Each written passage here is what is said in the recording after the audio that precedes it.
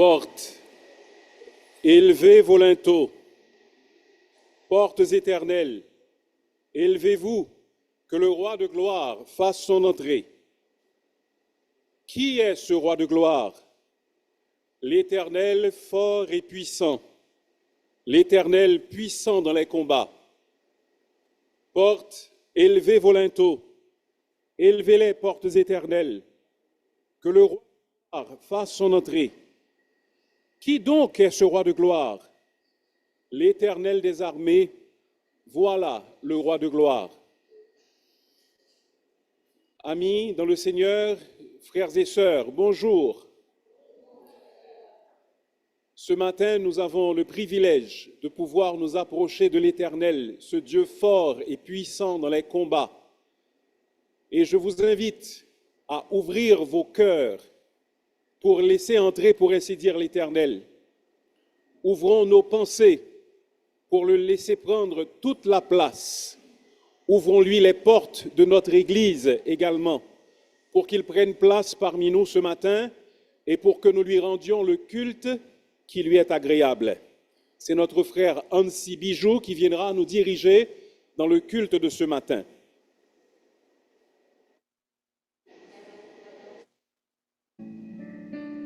Lisons ensemble le psaume 24, les versets 1 à 10. Et c'est une lecture alternative. À l'Éternel, la terre et ce qu'elle renferme, le monde et ceux qui l'habitent.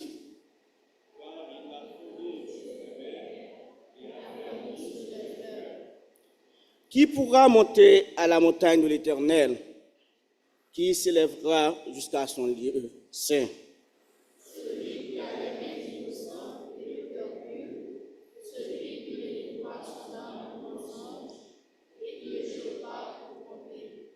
Il obtiendra la bénédiction de l'Éternel, la miséricorde du Dieu de son salut.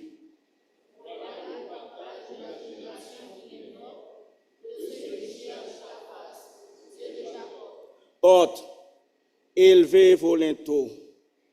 Élevez-vous, portes éternelles, que le roi de gloire fasse son entrée.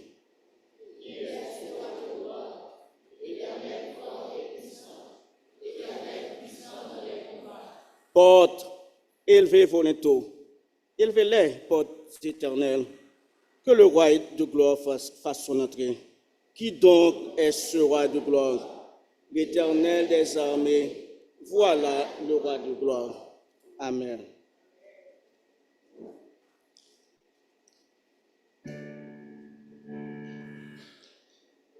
Si l'Éternel est le roi de gloire, et qui doit être notre seul Seigneur, comme le dit en Deutéronome, Éternel, le seul, doit être notre Seigneur. Et c'est à lui que nous devons toute adoration. Nous allons chanter le numéro 26 de notre livret, Célébrons Dieu numéro 1, Gloire, gloire, gloire.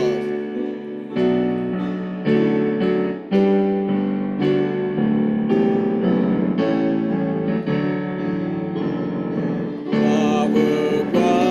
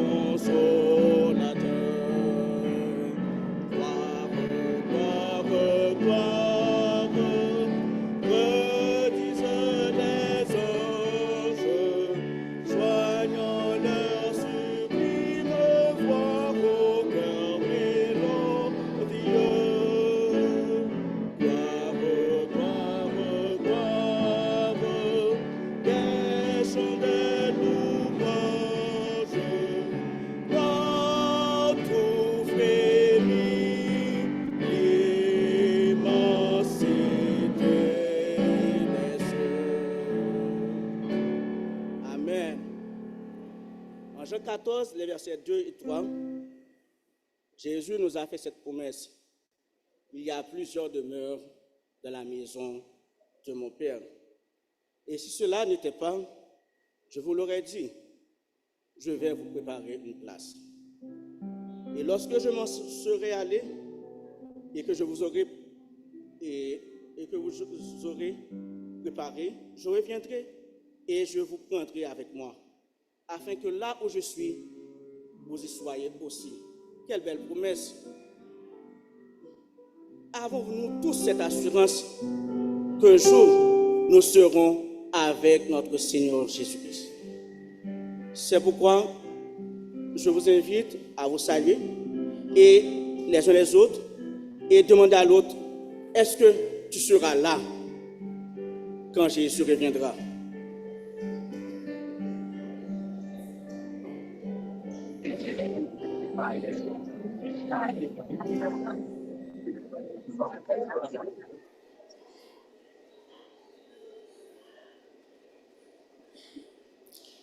Asseyez-vous.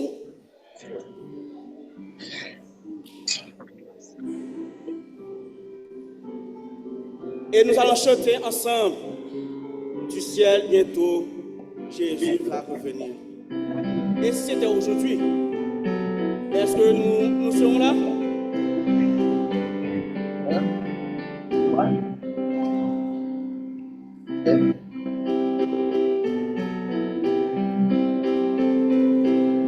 Nous 69 de notre livret du ciel bientôt. Du ciel bientôt, Jésus va revenir. Si c'était aujourd'hui, nous saluons le Verbe revenir. Si c'était aujourd'hui, alors c'est à sa vue, ses enfants sûrs de sa venue, iront avec lui sur la nuit. C'était aujourd'hui. Ensemble plus fort. Gloire, gloire, Jésus revient bientôt. Gloire, gloire, nous le couronnerons. Gloire, gloire, et nous l'adorerons. Gloire, gloire, Jésus revient bientôt. Les filles.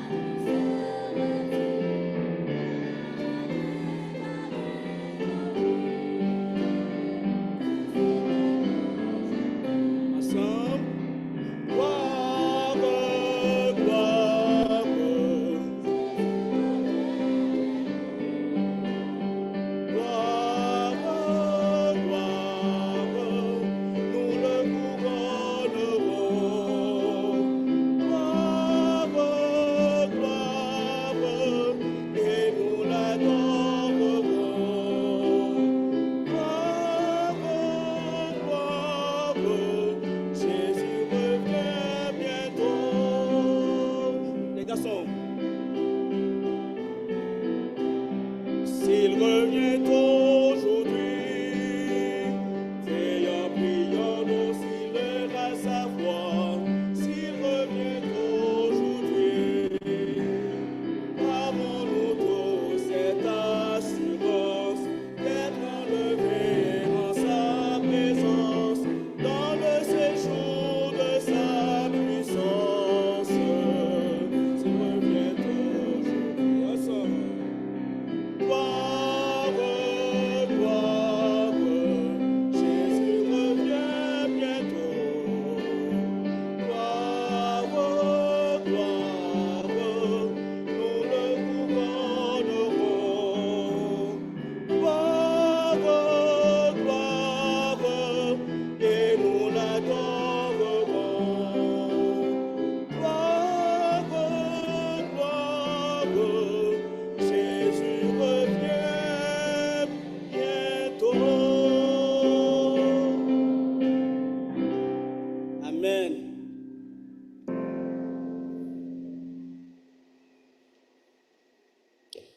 Juste avant la prière, écoutez ce texte, Hébreux chapitre 4, le verset 12, qui nous dit « Approchons-nous donc du trône de la grâce, afin d'obtenir miséricorde et de trouver grâce pour être secourus dans nos besoins. » C'est une invitation qui est lancée à chacun de nous. Approchons-nous du trône de la grâce. Je vous invite maintenant à vous disposer. Nous allons passer ce temps dans la prière. Je vous donne un petit peu de temps avant que je commence à prier à haute voix dans le micro. Parlez au Seigneur. Prenez ce temps pour partager avec le Seigneur les soucis que vous avez. Il est prêt à nous écouter.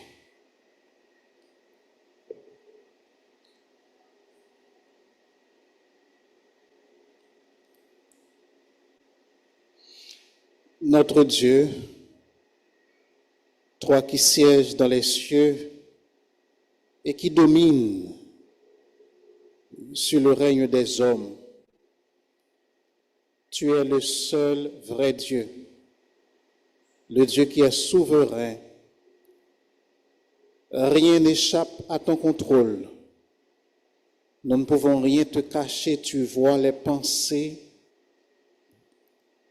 de notre esprit, tu vois les soucis que nous avons, tu connais nos projets avant même de les partager avec les autres, tu les connais.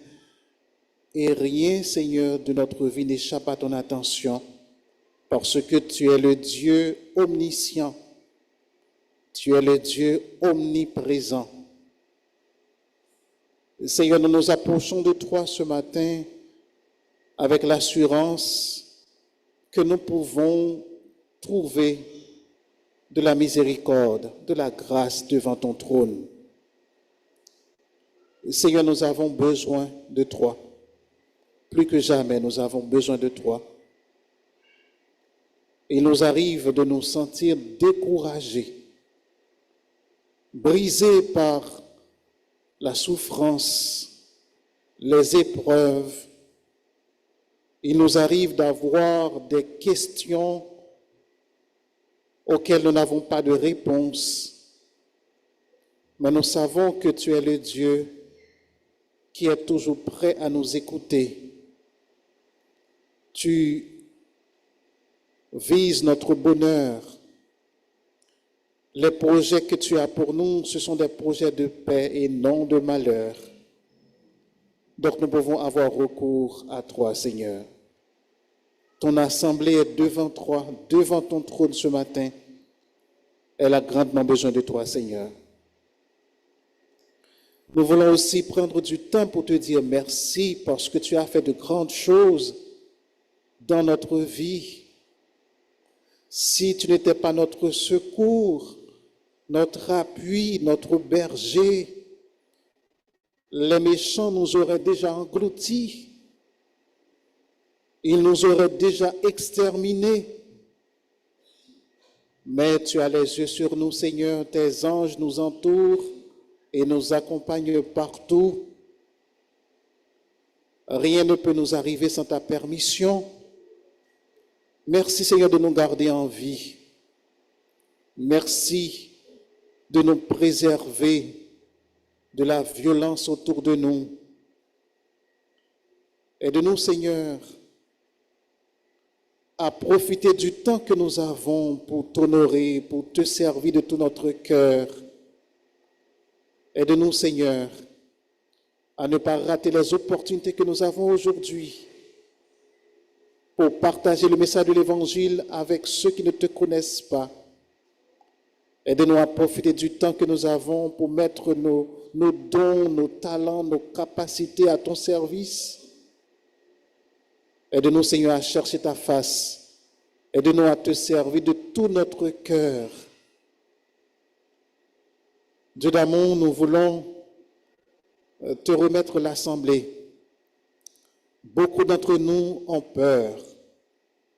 Beaucoup d'entre nous vivent dans la crainte, dans l'anxiété, dans la peur, à cause de la situation de notre pays, Seigneur. Nous avons besoin de toi, Père. Nous avons besoin que tu nous fortifies spirituellement pour que nous gardions la foi, pour que nous restions attachés à toi, quelle que soit la situation dans laquelle nous nous trouvons. Aide-nous à ne pas te servir pour ce que nous pouvons recevoir de toi, mais à te servir pour ce que tu es pour nous. Aide-nous, Seigneur, à te servir même quand nous avons un emploi, même quand nous n'en avons pas. Aide-nous à te servir, même quand, Seigneur, nous ne savons pas quoi faire dans les situations où nous sommes. Sois avec ceux qui ont dû laisser leur maison et qui vivent dans des conditions très difficiles à cause du problème d'insécurité. Nous prions que tu les fortifies, que tu les visites en ce moment, Seigneur. Il y a des familles qui sont devenues dysfonctionnelles à cause des soucis de la vie. Nous te demandons, Père, d'intervenir. Bénis notre assemblée. Aide-nous, Père, à être une assemblée qui reste attachée à toi jusqu'au retour de notre Seigneur Jésus-Christ. Aide-nous à être une assemblée de prière, une assemblée où nous apprenons à nous pardonner, une assemblée qui est ancrée dans ta parole, qui a soif de ta parole, une assemblée qui est reconnue pour son amour pour toi et son amour pour les autres, une assemblée qui investit dans l'œuvre de l'évangélisation,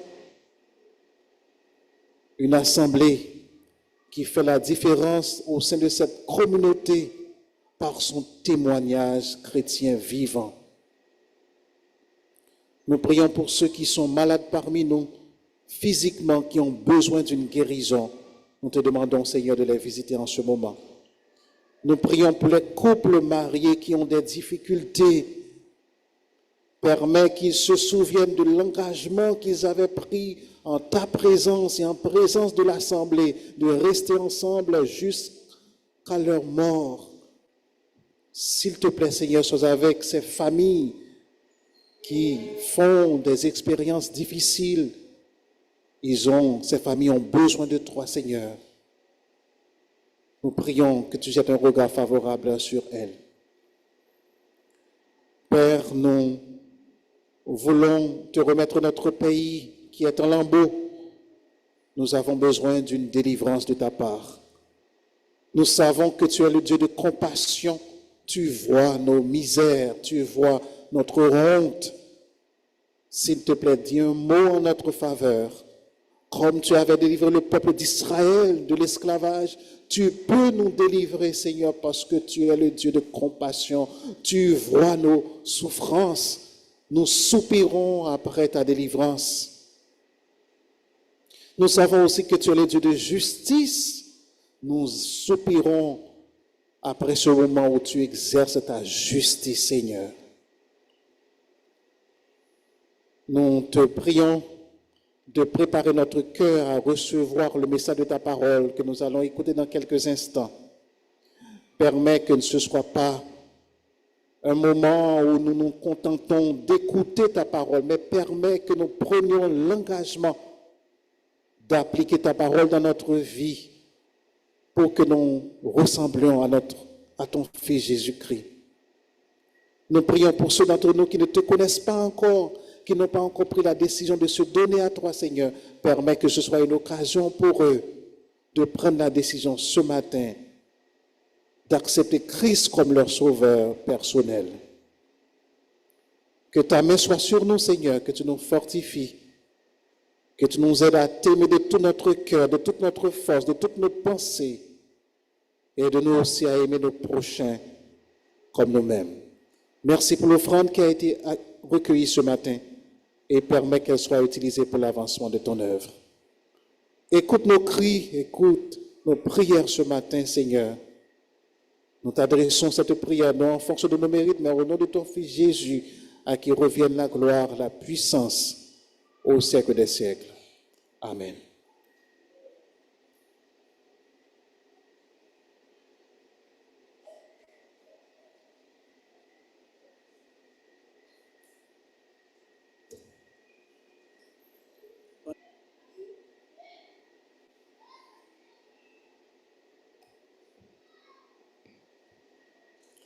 Bonjour frères et sœurs. Nous allons avoir la lecture dans l'évangile de Jean, chapitre 14, versets 1 à 14. Jean, chapitre 14, versets 1 à 14.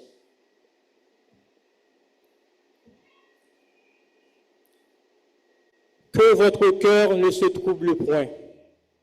Croyez en Dieu et croyez en moi. Il y a plusieurs demeures dans la maison de mon Père. Si cela n'était pas, je vous l'aurais dit. Je vais vous préparer une place. Et lorsque je m'en serai allé et je vous aurai préparé une place, je reviendrai et je vous prendrai avec moi, afin que là où je suis, vous y soyez aussi. Vous savez où je vais et vous en savez le chemin. Thomas lui dit, Seigneur, nous ne savons pas où tu vas. Comment pouvons-nous en savoir le chemin? Jésus lui dit, je suis le chemin, la vérité et la vie. Nul ne vient au Père que par moi. Si vous me connaissiez, vous connaîtriez aussi mon Père. Et dès maintenant, vous le connaissez et vous l'avez vu. Philippe lui dit, Seigneur, montre-nous le Père et cela nous suffit. Jésus lui dit, il y a si longtemps que je suis avec vous et tu ne m'as pas connu, Philippe. Celui qui m'a vu a vu le Père. Comment dis-tu, montre-nous le Père? Ne crois-tu pas que je suis dans le Père et le Père est en moi? Les paroles que je vous dis, je ne les dis pas de moi-même. Et le Père qui demeure en moi, c'est lui qui fait les œuvres. Croyez-moi, je suis dans le Père et le Père est en moi. Croyez du moins à cause de ses œuvres. En vérité, je vous le dis, celui qui croit en moi fera aussi les œuvres que je fais. Et il en fera de plus grandes, parce que je m'en vais au Père. Et tout ce que vous demanderez en mon nom, je le ferai, afin que le Père soit glorifié. Si vous demandez quelque chose en mon nom, je le ferai, parole du Seigneur.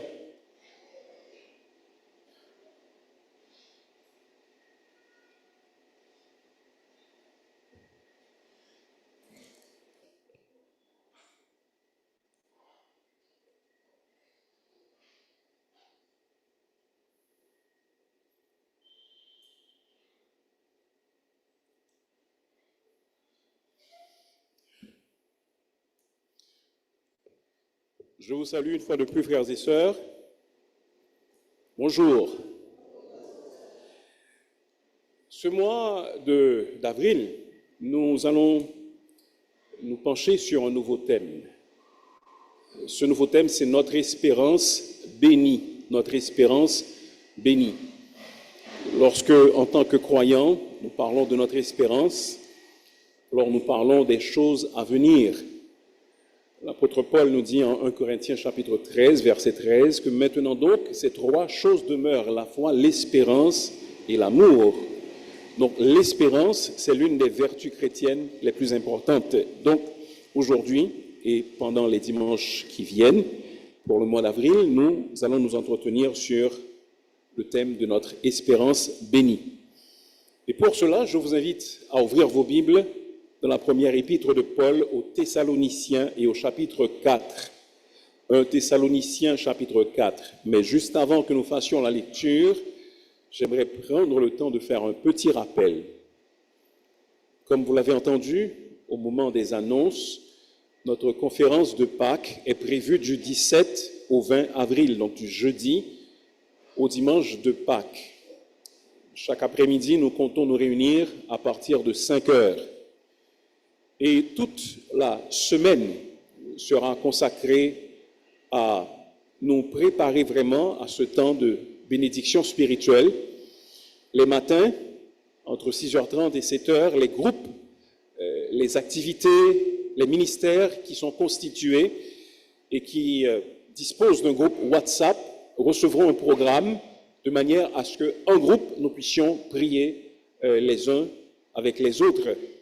Et le mercredi 16, dans l'après-midi, se tiendra une réunion de prière spéciale, la veille de la conférence, et ce sera en présentiel. Donc nous espérons que ceux qui le peuvent pourront faire le déplacement. Ce sera un temps de prière, un temps de louange pour consacrer la conférence à notre Seigneur.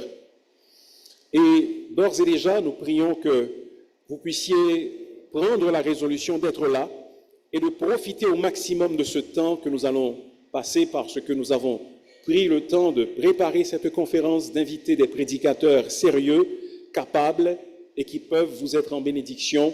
Et nous savons que le Seigneur a utilisé cette conférence par le passé pour contribuer à la croissance et à l'avancement de notre Église. Et nous sommes confiants qu'il en fera de même cette année. Donc, apprêtons-nous à participer de tout cœur à cette activité, à cette conférence spirituelle. Lisons maintenant en 1 Thessaloniciens chapitre 4, du verset 13 au verset 18. 1 Thessaloniciens 4, 13 à 18.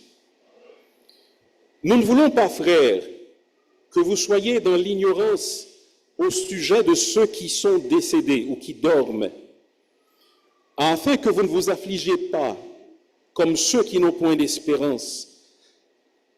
Car si nous croyons que Jésus est mort et qu'il est ressuscité, croyons aussi que Dieu ramènera par Jésus et avec lui ceux qui sont morts ou ceux qui se sont endormis.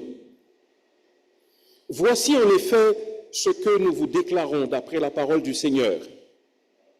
Nous les vivants, restés pour l'avènement du Seigneur, nous ne devancerons pas ceux qui sont endormis ou décédés, car le Seigneur lui-même, à un signal donné, à la voix d'un archange et au son de la trompette de Dieu, descendra du ciel, et les morts en Christ ressusciteront premièrement. Ensuite, nous les vivants qui serons restés, nous serons tous ensemble enlevés avec eux sur des nuées à la rencontre du Seigneur dans les airs. Et ainsi nous serons toujours avec le Seigneur.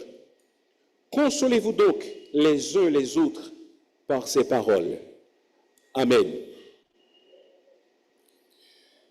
En 1947, donc peu de temps après la fin de la Deuxième Guerre mondiale et au début de ce que l'on appelle la guerre froide, des scientifiques ont mis au point une horloge virtuelle.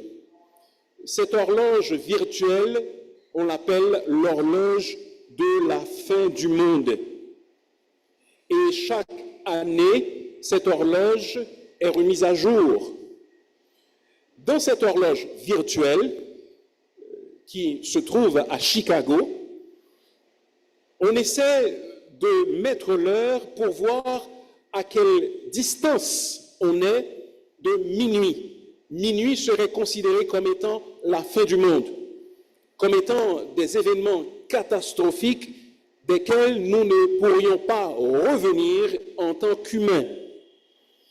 C'est ainsi que, par exemple, en 1991, alors que la situation mondiale était assez détendue, on a estimé que l'heure c'était minuit moins 17 minutes. Cependant, en 2024, alors cela change année après année, en 2024, on a estimé que c'était minuit moins 1 minute et demie. À cause de la guerre entre la Russie et l'Ukraine, à cause des températures chaudes records qui ont été enregistrées au cours de l'année 2024 et à cause de différentes catastrophes qui pourraient se produire cette année, on a avancé l'heure de minuit encore d'une seconde. Donc, selon ces scientifiques, on est à minuit moins 89 secondes. L'année dernière, c'était moins 90 secondes, mais c'est minuit moins 89 secondes. Donc, cela veut dire que nous ne sommes pas du tout loin de ce que ces scientifiques considéreraient comme la fin du monde. C'est vrai que les scientifiques peuvent faire des prédictions. Néanmoins, personne ne sait quand le Seigneur Jésus-Christ reviendra, ni quand sera la fin du monde. Ce dont nous avons l'assurance, par contre, c'est que le Seigneur Jésus-Christ sait exactement quand il reviendra. Dieu a déjà planifié quand sera son retour et quand viendra justement la fin du monde. Et nous qui sommes enfants de Dieu, nous qui sommes disciples de Christ, nous n'avons pas besoin de nous inquiéter, nous n'avons pas besoin de nous en faire, parce que nous savons que Dieu tient entre ses mains le temps. Dieu tient entre ses mains les circonstances. Et ce que la Bible nous enseigne à propos des événements à venir, et ce que nous avons lu en 1 Thessaloniciens chapitre 4, versets 13 à 18, c'est que l'enlèvement de l'Église est le prochain événement dans le calendrier prophétique de Dieu. Il y a certains événements dont nous parle la Bible qui sont à venir. Et parmi ces événements, le plus proche, c'est cet événement que nous appelons l'enlèvement de l'Église. Nous ne savons pas quand cela peut se produire. Il se peut que ce soit dans les prochaines minutes ou dans les prochaines secondes. Il se peut que ce soit dans un siècle. Nous ne savons pas. Néanmoins, nous savons que c'est le prochain événement le plus important programmé dans le calendrier de Dieu. Ce matin, j'aimerais vous demander, seriez-vous prêts si le Seigneur Jésus devait revenir dans les prochaines minutes? Serions-nous prêts à aller à sa rencontre? Est-ce que nos vies sont dans un état tel que nous serions fiers de les présenter au Seigneur? Est-ce que ce que nous avons accompli pour Dieu, nous serions fiers de le présenter au Seigneur Jésus? Est-ce que nous sommes certains de notre destination, de là où nous irions si le Seigneur Jésus revenait aujourd'hui même? Ce sont des questions que nous devrions nous poser. Le texte que nous avons lu parle donc de cet événement que nous appelons l'enlèvement, et nous allons voir quelques aspects de l'enlèvement à partir de 1 Thessaloniciens chapitre 4, du verset 13 au verset 18. Le premier fait, la première information que nous pouvons tirer en 1 Thessaloniciens 4, 13 à 18 à propos de l'enlèvement, c'est que nous avons et nous voyons dans ce passage l'espérance de l'enlèvement. L'espérance que produit l'enlèvement. L'apôtre, s'adressant aux chrétiens de Thessalonique, leur dit qu'il ne voudrait pas qu'ils soient sans espérance, comme ceux qui n'ont point d'espérance. Il ne veut pas qu'ils soient comme ceux qui n'ont point d'espérance. C'est pourquoi nous disons que pour le croyant, l'enlèvement s'accompagne d'une espérance. L'apôtre Paul écrit ici à des chrétiens qui se trouvaient dans une ville appelée Thessalonique. Paul avait fait un bref séjour à Thessalonique au cours de son second voyage missionnaire. Il est possible qu'il ne soit resté à Thessalonique que 3 semaines. Ensuite, il dut fuir la ville parce que des Juifs le persécutaient. Il avait eu le temps d'enseigner quelques notions de base aux chrétiens de Thessalonique à propos de la parole de Dieu. Mais vu le bref séjour qu'il avait passé, il n'avait pas pu approfondir ses enseignements. Et Paul envoya un de ses collaborateurs, appelé Timothée, pour s'enquérir des nouvelles des Thessaloniciens, pour savoir si les Thessaloniciens allaient bien, s'ils progressaient dans leur foi. Lorsque Timothée est revenu, il a apporté de bonnes nouvelles à l'apôtre pour lui dire que ça va bien pour les Thessaloniciens. Ils tiennent bon, ils s'aiment, ils grandissent dans le Seigneur. Cependant, il y a des questions qu'ils se posent. Parmi les questions que se posaient les Thessaloniciens, ils se demandaient ce qu'il en serait des frères et sœurs qui étaient morts ou qui mourraient avant le retour du Seigneur. Assurément, Paul leur avait parlé du retour du Seigneur. Mais puisque le Seigneur n'était pas encore revenu, qu'arriverait-il à ses frères et sœurs qui mourraient avant que le Seigneur revienne. Il se posait des questions donc à ce sujet. Et c'est pourquoi l'apôtre écrit pour répondre à leurs inquiétudes, pour répondre aux questions qu'ils se posaient à propos de l'enlèvement et du retour, de l'avènement, de la venue du Seigneur Jésus-Christ. Dans le sens biblique du terme, lorsque nous parlons d'espérance, nous parlons d'assurance. Espérance est synonyme d'assurance dans le langage biblique. Lorsque dans le langage courant nous disons par exemple « j'espère que telle chose arrivera », il y a une idée de doute.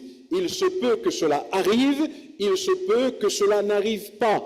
Cependant, lorsque nous parlons d'espérance à partir de la parole de Dieu, il s'agit d'une assurance. Il n'y a pas de doute.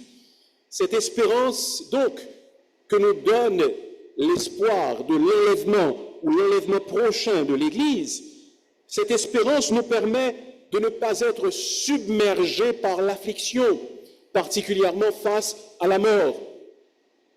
Parce que ces chrétiens étaient affligés, ils pensaient que leurs frères et sœurs en Christ morts avant la venue du Seigneur ne participeraient pas et que tout était perdu pour eux. Donc l'apôtre leur écrit pour les réconforter, pour les rassurer. Il dit en quelque sorte, si nous croyons que Jésus est mort et qu'il est ressuscité, croyons aussi que Dieu ramènera par Jésus et avec lui ceux qui sont morts. Ce n'est pas une condition vraiment, mais c'est comme si Paul disait, puisque nous croyons que Jésus est mort, de même croyons que Dieu ramènera par Jésus et avec Jésus ceux qui sont morts. Voilà pourquoi vous devez avoir de l'espérance. Ne soyez pas comme ceux qui n'ont point d'espérance, parce que Dieu va ramener ceux qui sont morts, ceux qui dorment. Remarquez que cette espérance est fondée sur la résurrection du Seigneur Jésus. C'est parce que Jésus-Christ est ressuscité qu'aujourd'hui nous pouvons avoir l'espérance d'une résurrection et l'espérance d'être avec lui dans l'éternité. Ainsi, par exemple, nous lisons en 2 Corinthiens chapitre 4 et le verset 14 que celui qui a ressuscité le Seigneur Jésus, c'est-à-dire Dieu nous ressuscitera aussi avec Jésus et nous fera paraître en sa présence. C'est parce que Jésus-Christ est ressuscité et qu'il est devenu les prémices de la résurrection, donc les premiers fruits, que nous aussi, nous pourrons être un jour ressuscités. C'est sur cela que se base l'espérance de l'enlèvement. Et remarquez le mot qui est utilisé. Cela n'apparaît pas nécessairement clairement dans la traduction que nous avons utilisée, mais Paul, en parlant des chrétiens, il parle de ceux qui se sont endormis. Le mot, c'est ça. Même si vous voyez mort, à propos des frères et sœurs, même si vous voyez décédés, mais l'expression qui est utilisée, c'est ceux qui sont endormis. Donc vous voyez, pour le chrétien, la mort, c'est un sommeil. J'imagine que nous tous, hier soir, lorsque nous sommes allés au lit, à moins que nous ayons été exposés à de grands dangers, nous nous attendions à nous réveiller ce matin. Et de fait, nous nous sommes réveillés. Parce que nous ne faisions que dormir. De même, pour le croyant, la mort, c'est un sommeil. Et un jour, de sa voix puissante et majestueuse, le Seigneur Jésus-Christ nous réveillera si nous sommes morts et nous serons ressuscités pour être ensemble avec lui. C'est là l'espérance du croyant. Le chrétien, qu'est-ce qui lui arrive s'il meurt? Vous dites, d'accord, pasteur, mais qu'est-ce qui va m'arriver entre-temps si je meurs, si je n'ai pas le temps de participer au retour du Seigneur Jésus-Christ? Vous vous posez les mêmes questions que les Thessaloniciens. Eh bien, voici ce que la Bible nous dit à propos de ce qui arrive après la mort. Le chrétien qui meurt, il va dans la présence de Jésus. Voici ce que l'apôtre Paul dit à ce sujet dans Philippiens 1, versets 23 et 24. Je suis pressé des deux côtés. J'ai le désir de m'en aller et d'être avec Christ, ce qui de beaucoup est le meilleur. Mais à cause de vous, il est plus nécessaire que je demeure dans la chair. Donc il dit, je veux m'en aller. M'en aller, ça veut dire, je veux mourir, j'aimerais bien mourir pour être dans la présence du Seigneur Jésus. Donc le chrétien qui meurt, il va dans la présence du Seigneur Jésus. Il dit encore, le même apôtre, en 2 Corinthiens chapitre 5, versets 6 et 8, il dit qu'en demeurant dans ce corps, nous demeurons loin du Seigneur. Et nous aimons mieux quitter ce corps et demeurer loin, et nous aimons mieux quitter ce corps et demeurer loin du Seigneur. Donc, c'est mieux pour nous d'aller et d'être dans la présence du Seigneur, parce que lorsque nous quittons ce corps, nous allons demeurer dans la présence du Seigneur. À sa mort, le corps du chrétien tombe en pourriture, mais son esprit va trouver le Seigneur Jésus dans l'attente de la résurrection qui est décrite dans le reste du passage que nous avons lu. Cependant, ceux qui n'ont pas le Seigneur Jésus-Christ dans leur vie, ceux dont la vie n'a pas encore été transformée, ils n'ont pas cette espérance. Ils n'ont pas d'espérance de résurrection. Voici ce qui nous est dit dans un passage de l'Évangile, plus particulièrement en Luc au chapitre 16, à propos d'un homme, d'un riche, qui était allé dans l'endroit que Jésus-Christ appelle le séjour des morts. Dans le séjour des morts, ce riche leva les yeux, et tandis qu'il était en proie au tourment, il vit de loin Abraham et Lazare dans son sein.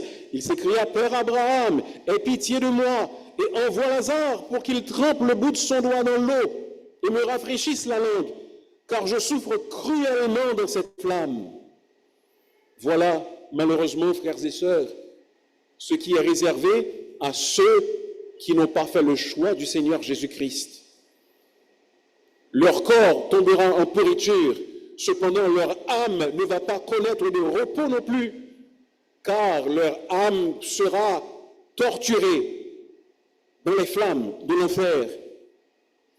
Laissez-moi vous demander encore, où serez-vous 10 secondes après votre mort? Est-ce que vous avez cette espérance de l'enlèvement? Vous pouvez la voir ce matin. Paul avait pu écrire de la sorte. Il avait pu dire aux Thessaloniciens ce qui allait arriver. Et lui-même, il avait l'espérance de participer à l'enlèvement. C'est parce qu'un jour, il avait fait la rencontre du Seigneur Jésus sur le chemin de Damas. Vous vous souvenez, n'est-ce pas? Saul, c'était alors son nom, était persécuteur de l'Église. Et il respirait la violence contre les chrétiens. Il se rendait dans une ville étrangère, à Damas, pour arrêter les chrétiens. Et pendant qu'il était en route, une lumière brillante lui est apparue. Il tomba de son cheval et il entendit une voix lui parler. « Saul, Saul, pourquoi me persécutes-tu? Qui es-tu, Seigneur? Je suis Jésus que tu persécutes. Il te serait dur de regember contre les aiguillons. Que veux-tu que je fasse, Seigneur? » Le Seigneur lui a parlé. Saul, le persécuteur, est devenu Paul, le prédicateur. Sa vie changea et il commença à prêcher l'Évangile et il est devenu un apôtre du Seigneur Jésus-Christ. De même, frères et sœurs, si vous voulez, ou ceux qui ne connaissent pas encore le Seigneur Jésus, pas les frères et sœurs, parce que les frères et sœurs sont censés connaître Jésus. Mais vous, souvenez-vous ce que le Seigneur Jésus-Christ a dit à Nicodème. Il faut que vous naissiez de nouveau. Si vous ne naissez pas de nouveau, vous ne pourrez pas voir le royaume de Dieu. Êtes-vous déjà né de nouveau? Avez-vous l'espérance de l'enlèvement? Non seulement ce passage nous permet d'avoir une espérance pour le ciel, il nous permet également de comprendre que nous devons avoir une espérance sur cette terre. L'apôtre disait aux Thessaloniciens qu'ils ne doivent pas s'affliger comme les autres qui n'ont point d'espérance. lorsque chrétien meurt, chers amis, nous devons nous souvenir qu'il va à la rencontre de son maître. Nous avons la très mauvaise habitude dans notre pays, lorsque les personnes meurent, de nous affliger, de rouler à même le sol, de pousser des cris stridents. Oui, la mort cause la peine. Oui, c'est normal que nous pleurions. Jésus-Christ lui-même a pleuré. Mais lorsque le chrétien meurt, nous ne pouvons pas crier et pleurer et être désespérés comme ceux qui n'ont point d'espérance. Parce que notre frère, notre sœur sera allé trouver son maître. Comme Paul l'a dit, il sera dans la présence du Seigneur Jésus. Donc, point n'est besoin de crier, point n'est besoin de nous affliger autant, parce que celui qui nous quitte va dans la présence de son maître. Donc, en premier lieu, nous voyons l'espérance de l'enlèvement, l'espérance que donne cet événement qui est à venir. En deuxième lieu, du verset 15 au verset 17, nous voyons la description de l'enlèvement. Paul décrit les événements qui vont se passer, les étapes qui vont se produire lorsque l'enlèvement aura lieu. Paul dit que cette description qu'il fait, ce qu'il va dire à propos de l'enlèvement, a été reçu par révélation du Seigneur. Cela veut dire que c'est le Seigneur lui-même qui a révélé à Paul ce en quoi consisterait l'enlèvement. Il a dit que c'est la parole du Seigneur. Nulle part dans les évangiles, nous trouvons ces paroles de Jésus par rapport à l'enlèvement. Nulle part ailleurs, nous ne les trouvons. Et en 1 Corinthiens chapitre 15, Paul dit, voici, je vous dis, un mystère. Un mystère, cela veut dire quelque chose qui n'avait pas été révélé et que nous ne pouvons pas savoir sans que Dieu le révèle. Donc c'est Dieu qui a révélé à l'apôtre Paul, en vertu de son apostolat, en vertu de l'autorité de parler de la part de Dieu, Dieu lui a révélé ce qui allait se produire autour de cet événement. Il dit que premièrement, les vivants ne vont pas précéder les morts. Donc vous, Thessaloniciens, vous vous affligez en ce qui concerne ceux qui sont morts, eh bien, ne vous en faites pas pour eux, parce que vous qui êtes vivants, vous n'allez pas précéder les morts.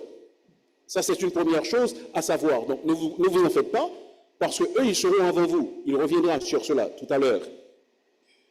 Ensuite, il dit que cet événement se produira à un signal donné. À un signal donné. Le Seigneur lui-même a un signal donné. Le mot « signal » signifie plus précisément un cri. Un cri dans le contexte militaire.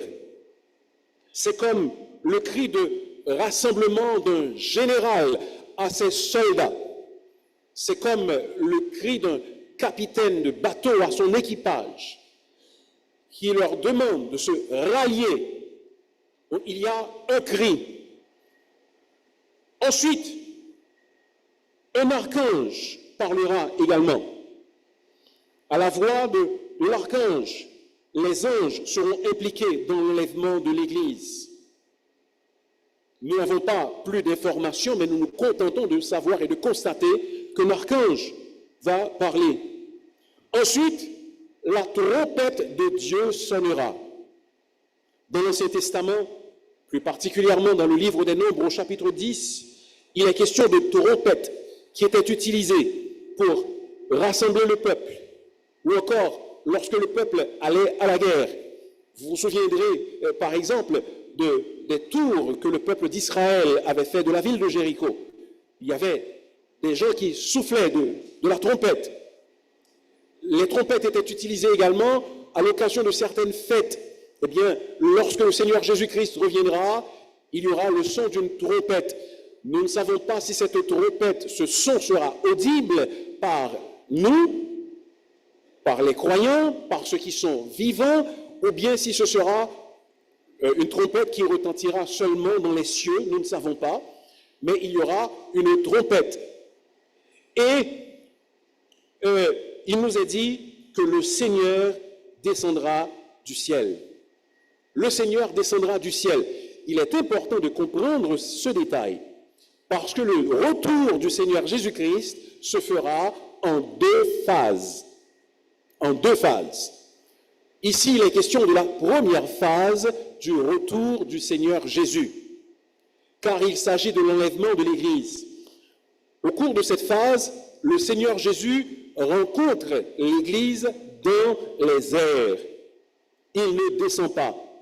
Lorsqu'il reviendra dans la deuxième phase, alors la parole de Dieu nous dit que ses pieds se poseront sur le mont des Oliviers, qui est un mont qui est à l'est de Jérusalem. Nous le lisons en Zacharie chapitre 14 et le verset 4. Ses pieds se poseront en ce jour sur la montagne des Oliviers, qui est vis-à-vis de Jérusalem, du côté de l'Orient. La montagne des Oliviers se fondra par le milieu, à l'Orient et à l'Occident, et il se formera une très grande vallée. Une moitié de la montagne reculera vers le septentrion et une moitié vers le midi. Comprenez bien ce que je vous dis, ce n'est pas encore ce qui va se passer lorsque le Seigneur Jésus-Christ revient dans la première étape, dans la première phase de son retour. Il rencontrera son Église dans les airs. Nous lisons en Actes chapitre 1er, versets 9 à 11, que Jésus fut élevé pendant que ses disciples le regardaient, et que des nuées, ou un nuage, le déroba à leurs yeux.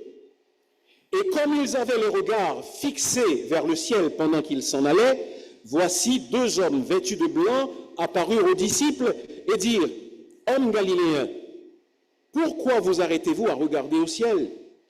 Ce Jésus qui a été enlevé au ciel du milieu de vous viendra de la même manière que vous l'avez vu allant au ciel. » Comment est-il allé? Il est allé, il a été dérobé à leurs yeux par une nuée. Il reviendra encore et ce sera dans les airs.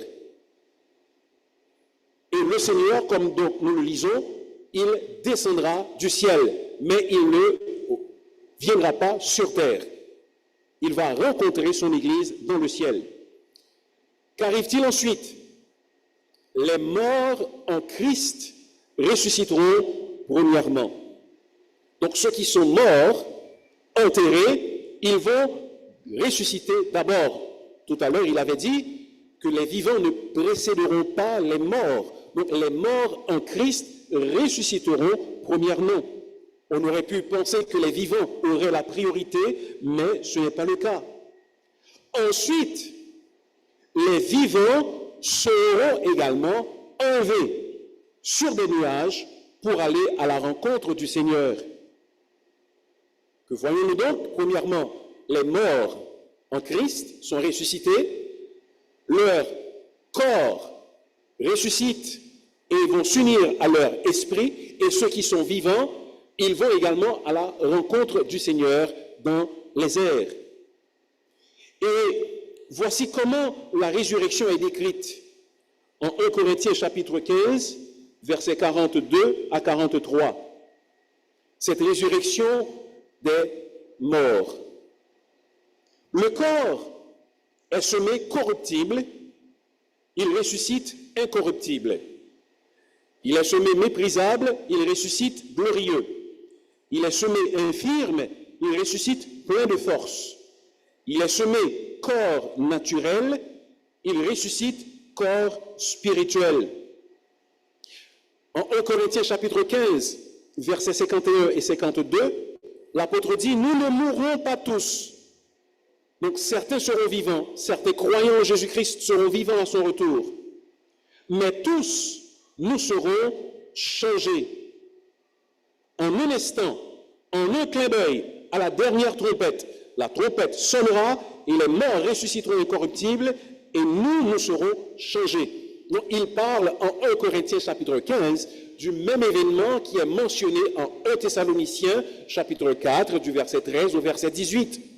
Les morts ressuscitent et sont transformés, les vivants sont également transformés pour aller à la rencontre du Seigneur. Et cette transformation se fait rapidement, en un clin d'œil. Le corps que nous avons aujourd'hui est corruptible, Cela veut dire qu'il vieillit. Cela veut dire qu'il se détériore. Cependant, lorsque notre corps sera transformé ou encore qu'il sera ressuscité pour que nous allions à la rencontre du Seigneur Jésus-Christ, ce corps ne sera plus corruptible. Il sera un corps incorruptible. Il sera délivré de la maladie. Ce corps sera délivré du péché. Il sera impossible pour nous de pécher. Il sera délivré de l'effet de ce que l'on appelle les radicaux libres qui causent la détérioration dans notre corps. Le corps que nous avons est méprisable aujourd'hui, mais lorsqu'il ressuscite, il ressuscitera glorieux. Cela veut dire qu'il sera sans défaut. Ce corps sera rayonnant, il sera parfait. Il n'aura plus de limitation. Tout ce que vous n'aimez pas dans votre corps sera rendu beau. Si vous n'aimez pas votre voix sera rendue belle. Si vous n'aimez pas la forme de votre nez, il deviendra agréable. Tout sera beau, tout sera bien parce que notre corps sera glorieux. Et comme le corps du Seigneur Jésus-Christ pouvait pénétrer dans des endroits qui étaient même fermés, ainsi notre corps ne sera pas limité. Le corps que nous avons ressuscitera plein de force. Pas de limitation dans l'espace, pas de limitation de la fonction des membres. Nous aurons une acuité visuelle renforcée, une acuité auditive renforcée. Nous pourrons voir, nous pourrons entendre à distance. Lorsque vous me reverrez dans l'enlèvement, ou plus tard, vous me reverrez comme ça, parce que je n'aurai plus besoin de ces choses-là. Et vous également. Vos béquilles, vous n'en aurez plus besoin.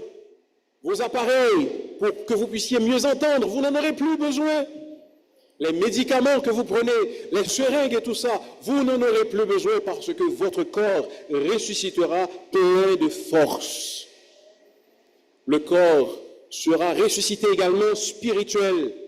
Il ne sera pas un corps naturel, le corps physique, mais il sera un corps spirituel. Le corps naturel revêt la nature d'Adam, la nature adamique, mais le corps spirituel sera couvert, empreint de la nature céleste, de la nature divine. Dans ce corps ressuscité, il sera impossible de pécher. Et enfin, décrivant cet enlèvement, l'apôtre dit, « Ainsi nous serons toujours avec le Seigneur. » Nous serons toujours avec le Seigneur. Quelle espérance merveilleuse! Même quand nous n'aurions pas un corps glorieux, même quand nous n'aurions pas un corps spirituel, mais le fait pour nous d'être pour toujours avec le Seigneur Jésus-Christ devrait nous remplir d'enthousiasme. Savoir que nous serons toujours dans la présence de celui qui nous a aimés, qui s'est livré pour nous. Contempler sa face, entendre sa voix, jouir de sa présence à chaque instant de l'éternité. N'est-ce pas merveilleux? Oui, c'est la description que nous fait l'apôtre de l'enlèvement. Comme je vous l'ai dit donc, l'enlèvement, c'est le prochain événement dans le calendrier de Dieu. Nous avons vu que l'enlèvement a une espérance qui y est attachée. Nous voyons maintenant que l'espérance est décrite par l'apôtre en 1 Thessaloniciens. Et enfin, il y a une consolation qui est attachée à l'enlèvement. En 1 Thessaloniciens, chapitre 4 et le verset 18, l'apôtre dit « Consolez-vous donc les uns les autres par ces paroles. » Consolez-vous les uns les autres par ces paroles, sachant que le Seigneur Jésus-Christ reviendra vous prendre, que ceux qui sont morts ressusciteront, que vous également vous irez à la rencontre du Seigneur pour être pour toujours avec lui, que ce soit un sujet de consolation, d'encouragement mutuel. Oui, l'espérance de l'enlèvement est une consolation pour le croyant.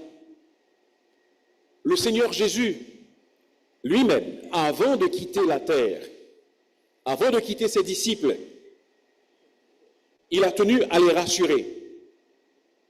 Il leur a dit, de ne pas laisser leur cœur être troublé.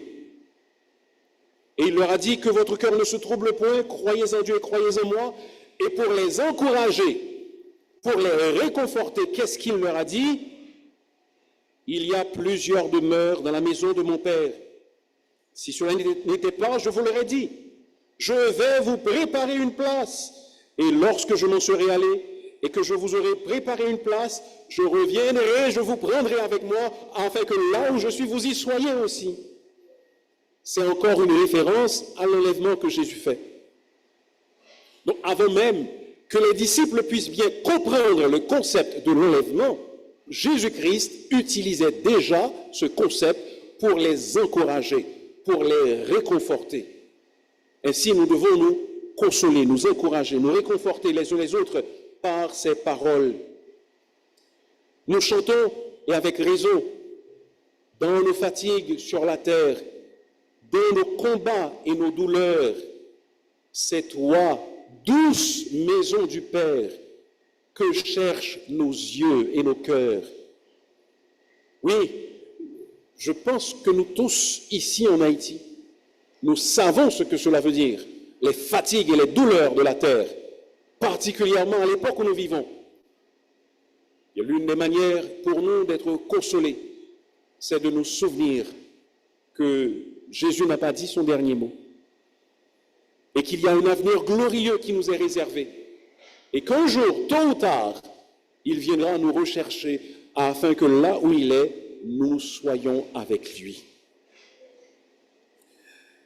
Cependant, si nous avons cette assurance, nous devons faire attention à ne pas tomber dans un extrême. Il y a deux extrêmes qu'il faut éviter.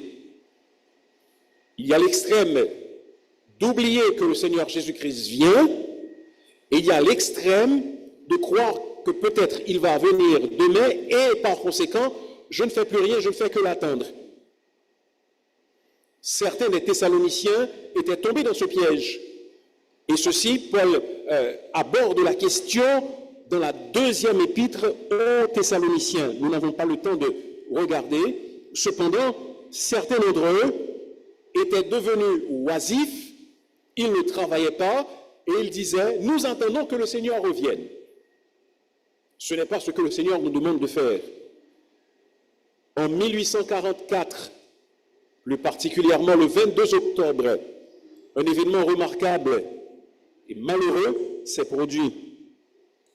Un certain pasteur, prédicateur baptiste américain du nom de William Miller avait publiquement annoncé que le Seigneur Jésus-Christ allait revenir le 22 octobre 1844. Ses partisans, les millérites, comme on les appelait, certains ont vendu leurs propriétés. Ils ont cessé de travailler. Certains d'entre eux se sont vêtus d'habits béants le 22 octobre 1844. Certains sont allés sur des collines, d'autres sont grimpés dans des arbres, d'autres sont restés sur les toits de leur maison, attendant que le Seigneur Jésus-Christ revienne. Et nous sommes le 6 avril 2025, il n'est toujours pas revenu. Donc nous ne devons pas dire que puisque le Seigneur Jésus vient bientôt, je dois seulement attendre son retour. Ce qui s'est produit ce jour-là a été connu par la suite sous le nom de la grande déception. De nombreux fidèles furent bouleversés, ils ont abandonné la foi et d'autres ont dû reconsidérer l'interprétation des prophéties bibliques. Cependant, ce groupe n'est pas mort, il a repris vie dans l'adventisme du 7e jour. Nous devons nous rappeler que le Seigneur Jésus-Christ, pendant qu'il nous dit de l'attendre et pendant que nous devons savoir qu'il peut revenir à n'importe quelle heure, mais que nous devons continuer à travailler pour lui. Dans une parabole que le Seigneur Jésus-Christ donne, la parabole des mines, il dit que le maître donne une somme d'argent à 10 de ses serviteurs, mais il demande à ses 10 serviteurs de faire travailler, de faire valoir ce qu'il leur avait donné jusqu'à ce que je vienne. Faites-les valoir jusqu'à ce que je vienne. Ainsi, nous devons faire valoir ce que Dieu nous donne, ce que Jésus-Christ nous donne, jusqu'à ce qu'il revienne. Nous l'attendons de pied ferme, cependant, il se peut qu'il revienne dans 100 ans. Alors je travaille également et je fais ce qu'il me demande de faire. Nous devons garder donc cet équilibre. Ainsi, frères et sœurs, j'espère que ce matin, nous avons tous compris que l'enlèvement de l'Église, c'est le prochain événement dans le calendrier de Dieu. Personne ne sait quand cela se produira. Dieu seul le sait. Mais ce matin, nous avons considéré l'espérance que devrait produire en nous l'enlèvement. Cette assurance que Jésus-Christ va revenir et que nous serons avec lui. Nous avons considéré en deuxième lieu la description de l'enlèvement, les différentes étapes de cet événement important et enfin la consolation que devrait nous procurer l'enlèvement.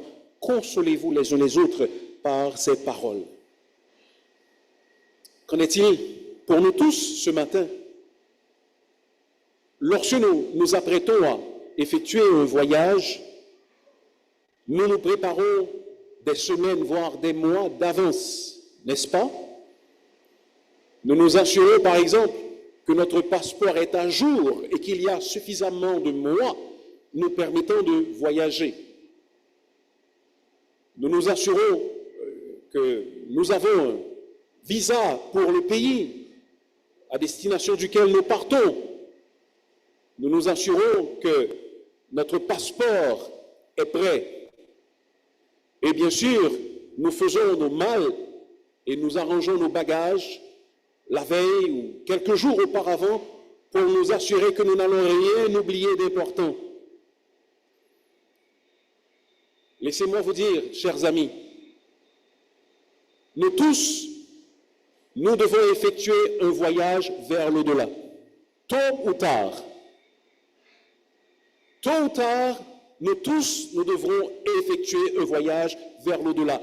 Alors laissez-moi vous demander, tout comme celui qui va effectuer un voyage, il va dans une terre étrangère, il doit s'assurer de trouver un endroit où il sera hébergé. Vous avez peut-être entendu l'histoire de certains de nos compatriotes qui étaient partis et qui ont passé des jours, voire des semaines à l'aéroport de Boston. Pourquoi? Parce qu'il n'y avait personne pour les accueillir. Et ils ont vécu là pendant des semaines. Nous devons nous assurer que nous allons être hébergés quelque part. Où serez-vous hébergés pour ce voyage dans l'au-delà? Est-ce que vous serez hébergés aux côtés du Seigneur Jésus-Christ dans les demeures qu'il a préparées pour nous, pour ses enfants? Ou serez-vous hébergés dans un endroit terrible où personne ne voudrait aller, dans le même endroit que ce riche de l'Évangile était, où il souffrait amèrement et dont il ne pouvait sortir, et où une simple goutte d'eau aurait été un rafraîchissement extraordinaire pour lui. Votre passeport est-il prêt? Votre passeport pour vous, pour ce voyage vers l'au-delà, c'est de recevoir le Seigneur Jésus-Christ comme votre sauveur et de savoir que vous avez la vie nouvelle en lui. Est-ce que votre passeport est prêt? Est-ce que vous avez reçu Jésus? Si son sang ne vous a pas lavé, alors vous ne pouvez pas avoir accès au ciel. Quel bagage allez-vous apporter dans ce voyage vers l'au-delà? Est-ce que ce seront des âmes gagnées pour le Seigneur? Est-ce que ce seront des œuvres justes que nous serons heureux de présenter au Seigneur Jésus-Christ? Est-ce que ce sera la pureté? Est-ce que ce sera la victoire sur le péché? Est-ce que ce sera la croissance spirituelle, de manière à ce que nous nous entendions dire par le Seigneur, entre dans la joie de ton maître, bon et fidèle serviteur? Ou est-ce que ce que nous allons offrir au Seigneur, ce sera l'immoralité, ce sera l'impureté, ce sera la vanité, ce seront les choses de peu de valeur, les choses qui ne peuvent pas tenir pour l'éternité? Qu'est-ce que nous allons apporter comme bagage dans ce voyage? Qu'est-ce que nous allons offrir au Seigneur? Oh, vous qui m'écoutez ce matin, je vous en conjure, ne sortez pas de ce lieu sans avoir l'assurance que vous participerez à cet événement majestueux, glorieux, auquel le Seigneur Jésus-Christ nous convie tous, à savoir son retour, l'enlèvement de l'Église. Faites de votre mieux pour savoir que lorsque la trompette sonnera, vous serez parmi les phalanges, nombreux comme les sables des plages, comme nous venons de le chanter. Ne sortez pas d'ici sans avoir cette assurance. Nous serons là pour vous parler. Demandez à quelqu'un de vous expliquer pour que vous soyez sûrs. Et quant à vous, qui portez le nom de croyant, qui dites que vous êtes un frère de Jésus-Christ et un fils de Dieu, vous également, je vous en conjure, comportez-vous d'une manière digne de l'Évangile, afin que lorsque le Seigneur Jésus-Christ revient, vous n'ayez pas la honte d'être éloigné de lui, mais que vous puissiez avoir un témoignage tel qu'il sera fier de vous. Que l'enlèvement de l'Église soit une motivation pour nous aider à vivre selon la volonté de Dieu. Que nous attendions Jésus-Christ de pied ferme. Prions le Seigneur. Notre Père, loué sois-tu pour ta parole.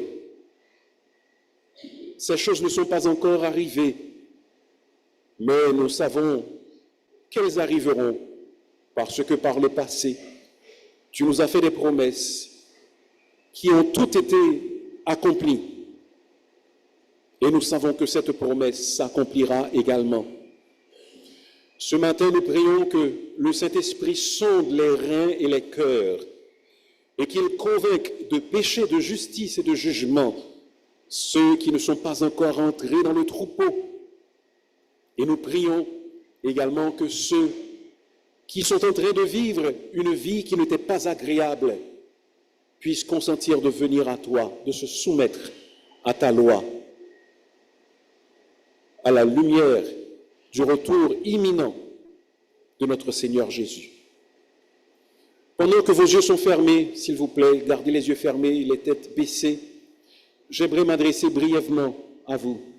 Quelqu'un ici est présent, voudrait-il avoir l'assurance de participer à l'enlèvement de l'Église, d'aller avec le Seigneur Jésus-Christ lorsqu'il reviendra? Vous n'avez pas encore cette assurance, vous n'avez pas encore fait la paix avec Jésus, mais vous ne voulez pas quitter ce lieu sans le faire. Est-ce que vous pouvez me faire un signe de la main? Faites-moi un signe. Ainsi, quelqu'un vous parlera après. Quelqu'un n'a-t-il pas encore fait la paix avec le Seigneur Jésus et voudrait faire cela, se préparer pour ce grand voyage de l'au-delà? Y a-t-il quelqu'un?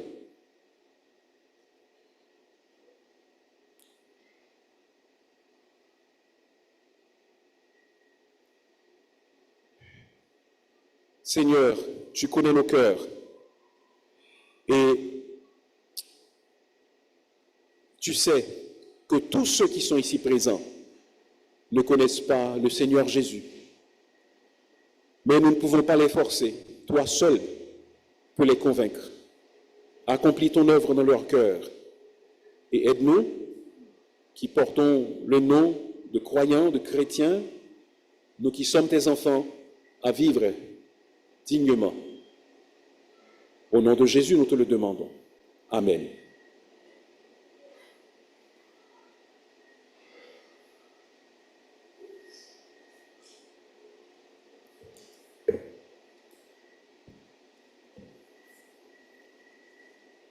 Si nous ne savons pas quelque chose, c'est quand la trompette sonnera. En Matthieu 24, verset 44, il est dit: c'est pourquoi vous aussi, tenez-vous prêts, car le Fils de l'homme viendra à l'heure où vous n'y penserez pas. Donc nous devons être toujours prêts pour attendre le retour de notre Seigneur Jésus. Nous allons chanter, pour terminer, le numéro 71 de notre livret. Es-tu prêt? Mettez-vous debout, chantez avec moi.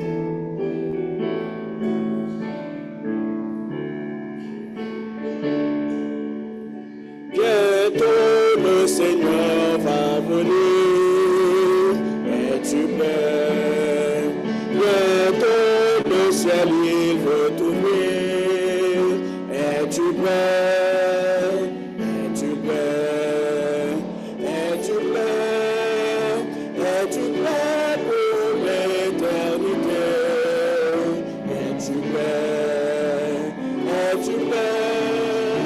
Le Seigneur t'a-t-il acheté?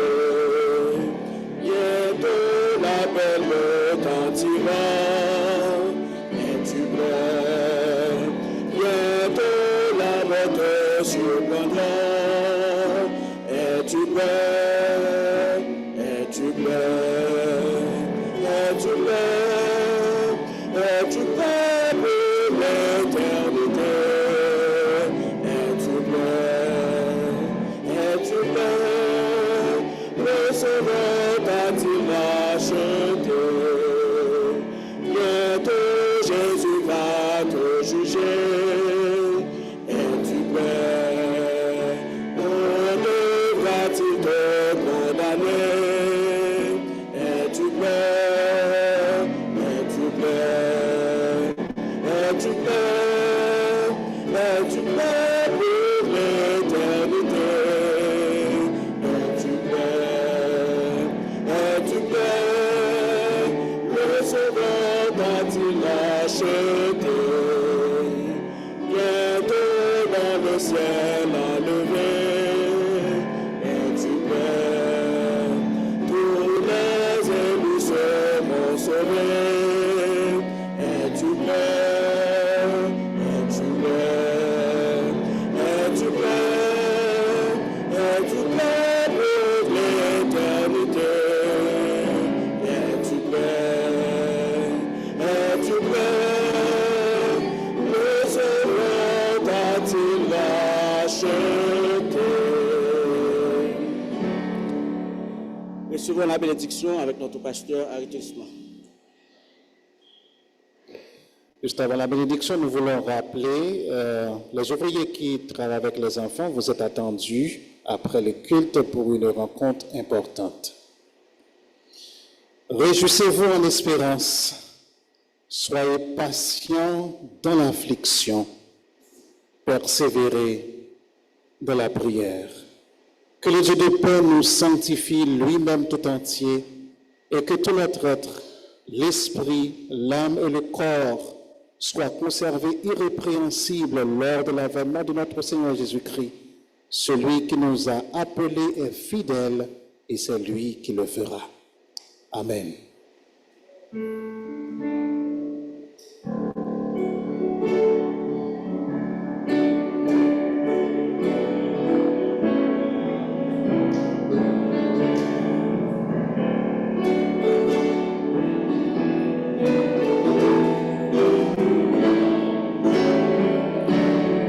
Bon dimanche, bonne semaine, shalom.